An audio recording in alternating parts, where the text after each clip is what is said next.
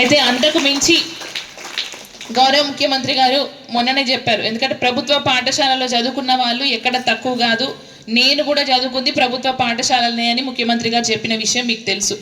అందులో కొన్ని సందర్భాలలో నాకు ఇంగ్లీష్ రాదని చాలామంది ట్రోల్ చేస్తున్నారు, ముఖ్యమంత్రి గారికి ఇంగ్లీష్ పర్ఫెక్ట్గా రాదని ట్రోల్ చేస్తున్నారు. ఎందుకంటే అప్పుడున్న ప్రభుత్వ పాఠశాలల్లో అంత మంచి ఇంగ్లీష్ నేర్పించే వాళ్ళు కానివ్వండి, అంత ఫెసిలిటీస్ అప్పుడు లేవు. కానీ మీకు ఇప్పుడు ఆ పరిస్థితి లేదు.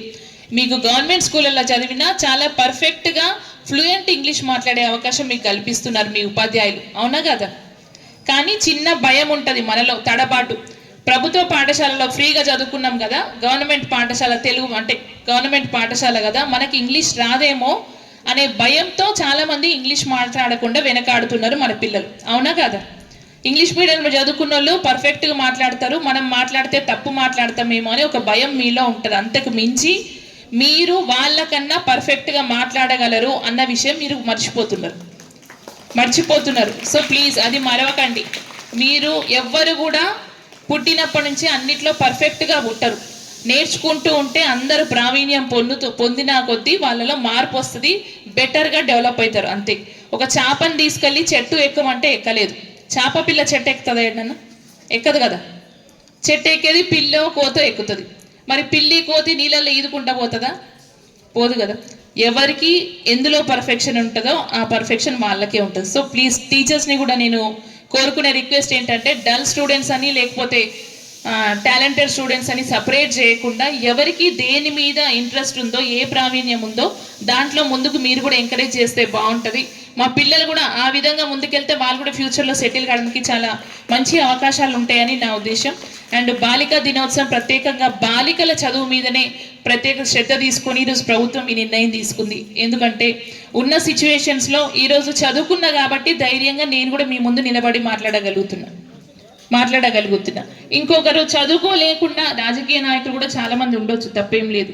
కానీ ఆ ధైర్యము, ఆ ముందుకెళ్ళడానికి అంటే ముందుకు ప్లాన్ చేసుకోవడానికి కూడా చాలా ఇబ్బందులు పాలవుతాయి. ఇటు పొలిటికల్గా ఉన్నా, ఇటు ఏ జాబ్స్లో ఉన్నా, హౌస్ వైఫ్ అయినా కూడా ఖచ్చితంగా చదువు అనేది చాలా ముఖ్యమైనది, 100%. ఎందుకంటే నేను ఎస్టర్డే ఒక అమ్మాయి వచ్చింది నా దగ్గరికి, పెళ్ళైన అమ్మాయి. వాళ్ళ భర్త కొడుతున్నాడు, నేను ఎటు పోవాలి మేడం, నాకు ఆధారం లేదు, నేను బ్రతకలేను, నేను చదువుకోలేదు అని ఒక అమ్మాయి వచ్చింది. ఒకసారి ఆలోచన చేయండి, నిజంగా అమ్మాయి చదువుకుని ఉంటే ధైర్యంగా పోలీస్ స్టేషన్లో పోయి కంప్లైంట్ ఇచ్చేది, నా బ్రతుకు నేను బ్రతకగలను, నా పిల్లోడిని పెట్టుకోనని ఏదో ఒక జాబ్ చేసుకునేది, అవునా కదా?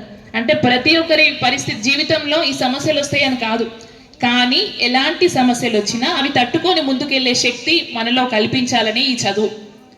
విద్యని ఎవరు దొంగతనం చేయలేరు. మన దగ్గర ఉన్న ఆస్తులు ఎత్తుకపోతారు, మన దగ్గర ఉన్న బట్టలు బంగారం అన్నీ ఎత్తుకపోవచ్చు, కానీ విద్యని మాత్రం ఎవరు దొంగతనం చేయలేరు, అది ఎక్కడికి పోదు. సో నాలెడ్జ్ అనేది చాలా ఇంపార్టెంట్ మనిషికి. మీరు మీ టీచర్స్ చెప్పినట్టు బాగా చదువుకోండి, ప్రభుత్వం కూడా 100% మీకు అన్ని విధాలుగా సహకరిస్తుంది. ఈసారి మొదటిసారిగా ఎక్కడ లేని విధంగా యూనిఫామ్స్తో పాటు కొత్త పుస్తకాలు, టెక్స్ట్ బుక్స్, నేను నోట్ బుక్స్ రెండు కూడా మా గవర్నమెంట్ పాఠశాలలో చదువుకునే పిల్లలందరికీ కూడా కొత్త పుస్తకాలు ఇబ్బంది పడకుండా మొదటి రోజే ఇవ్వాలనే ఉద్దేశంతో ఇవ్వడం జరిగింది. మన దగ్గర స్ట్రెంత్ ఎక్కువ ఉండడం వల్ల కొంచెం